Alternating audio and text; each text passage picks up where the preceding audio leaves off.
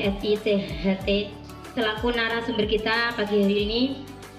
Yang kami hormati Ustadzah Hesti SPD AUD selaku pengelola PAUD IT Taman Al-Farisi.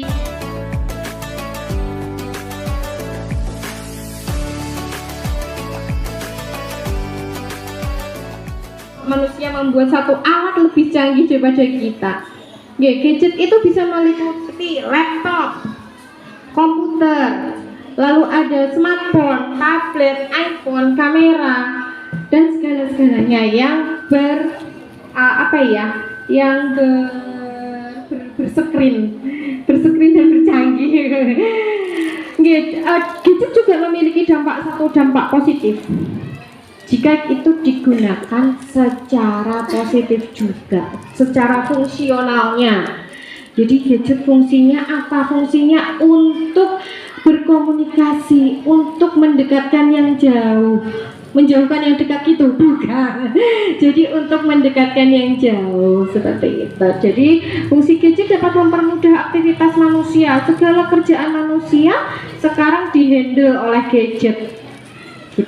Tapi satu sisi gadget juga punya dampak negatif jika digunakan secara berlebihan, apalagi itu terhadap anak Bu gitu. Apa saja sih dampak negatif gadget terhadap anak? Ini yang harus kita kupas tuntas.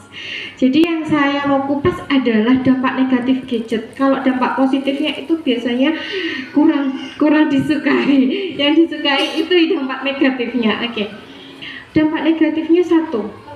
Jelas anak bermain gadget secara berlebihan itu kesehatan fisiknya akan terganggu.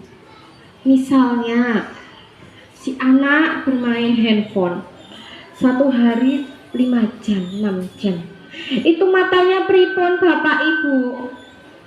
Kalau terus menerus akan mengalami suatu kerusakan, dimana anak sekarang banyak sekali usia 5 tahun, 4 tahun, 6 tahun menggunakan kacamata karena minus, kena terpapar radiasi dari gadget tersebut. Itu yang dampak kesehatan fisiknya. Lalu kesehatan mentalnya juga akan terganggu.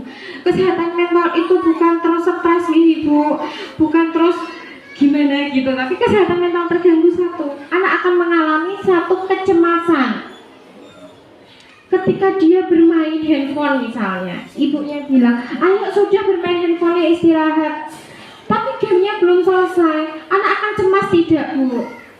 Nggih, cemasnya gimana? Ibu, itu game saya belum selesai, nggak mau tahu, pokoknya jatahnya selesai. Ibunya biasanya seperti itu, namanya ibu-ibu, nggak mau tahu, pokoknya udah selesai nih. Ibu, tapi saya itu belum selesai gamenya. Nah, dia akan mengalami kecemasan nanti akan masuk lagi dengan gelisah. Jelas gelisah karena belum selesai gamenya tadi. Terus uring-uringan, emosinya meledak-ledak, disenggol sedikit adiknya, kamu tuh gini-gini, akhirnya marah, tersinggungan akhirnya. Karena apa? Satu permasalahan tadi, gamenya belum selesai. Tapi kalau kita menunggu gamenya selesai sampai kapan Bu? Satu level lagi ya Bu? Ya satu level lagi selesai, satu level lagi Bu, sampai berjam-jam lagi akhirnya. Gih. Yang kedua, emosi juga akan terganggu. Itu benar, emosinya seperti yang saya katakan tadi, akhirnya juga terganggu, marah, meledak-ledak, tidak bisa mengendalikan semuanya itu nanti. Lalu masuk ke dampak sosialnya, jenengan mengalami atau tidak. Misalnya anak lebih memilih bermain handphone daripada bermain dengan temannya untuk saat ini. Nggih napa nggih Bu? Iya, walaupun bertemu dengan temannya, tapi temannya juga bawa HP. Akhirnya muncullah kata baru mabar. Nggih napa nggih? Bertemunya juga main HP padahal dekat. Sekarang lebih asik dengan seperti itu. Dan sekarang juga dimunculkan sindrom baru yang dinamakan ISS. Apa Apa itu ISS? ISS adalah Electronic Screen Syndrome. Sindrom yang dimunculkan dari screen elektronik. Berupa apa? Berupa handphone, berupa laptop, itu tadi TV juga. Tapi kayaknya saat ini juga penggunaan TV lebih berkurang ya daripada penggunaan handphone. Karena sekarang handphone adalah bukan suatu barang mewah lagi, memang itu suatu keperluan, kebutuhan. ISS itu nanti apa sih? Seperti apa sih? Electronic Screen Syndrome itu ya mencakup itu semuanya. Lalu muncul biasanya anak yang sudah kena ISS dengan level tingkat tinggi, tingkat parahnya. Anak itu tangannya ketika dia bisa melakukan sholat, karena saya punya satu pasien juga, itu gerakan tangannya seperti memegang handphone, gini-gini. Walaupun dia nggak megang handphone, tapi gerakan tangannya itu seperti memegang handphone, seperti memencet-mencet. Nah, karena apa? Imajinasinya dia itu adalah persepsi dia sedang memegang handphone. Imajinasi dia memegang handphone. Nah, kalau sudah seperti itu, yang diserang ada juga syaratnya. Itu yang rugi kita atau sinten ibu? Kita kan itu aset buat kita. Oke, bisa di next. Terus lagi sosial itu juga berlipat sekarang musim-musim misalnya gitu. Sosialnya anak itu mau bermain dengan temannya, musim model prank. Nah, itu satu, kita masuk ke konten ya. Jadi juga konten itu ketika kita memberikan handphone terhadap anak, juga kita harus mendampingi.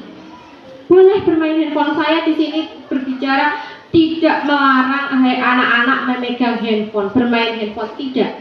Hanya ibu-ibu biasanya itu wes ben anakku dolanan handphone, aku tak nyapu nyetrika, aku tak kerjaan rumah bendang rampung. Itu salah ibu.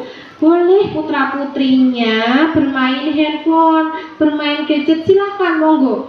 Hanya satu pesan saya, diawasi dan didampingi. Kenapa seperti itu? Di handphone itu banyak konten, dari konten prank, konten belanja, konten makan, semuanya ada. Kalau putra putri kita menonton satu bentuk mungkin konten yang mungkin kurang mendidik ya, misalnya prank, anak di prank. Prank itu apa sih bu? Bahasa gaulnya prank, tapi apa? Bohong. Jadi anak kita kalau nonton konten prank itu sama aja diajari untuk berbohong. Tapi dengan dikemas bahasa gaulnya prank, seperti itu. Jadi misalnya sama juga usil. Prank itu juga usil, mengusili temannya. Nah, ada misalnya, ini satu contoh, kita menggunakan prank yang mengarah ke satu tindakan bullying ya. Jadi sekarang juga marah dengan bullying. Apa contohnya? Anak kita lagi asik nonton nih, dia hanya menonton, tapi otaknya merekam. Enggak habis apa yang dia lihat dipraktekkan itu tidak. Anak-anak itu tidak seperti itu. Jadi dilihat, melihat menjadi suatu kumpulan. Nanti suatu saat dia praktek dengan temannya. Misal dia di YouTube nonton, lucu ya ngeprank temannya mau duduk ditarik terus jatuh, itu lucu menurut mereka.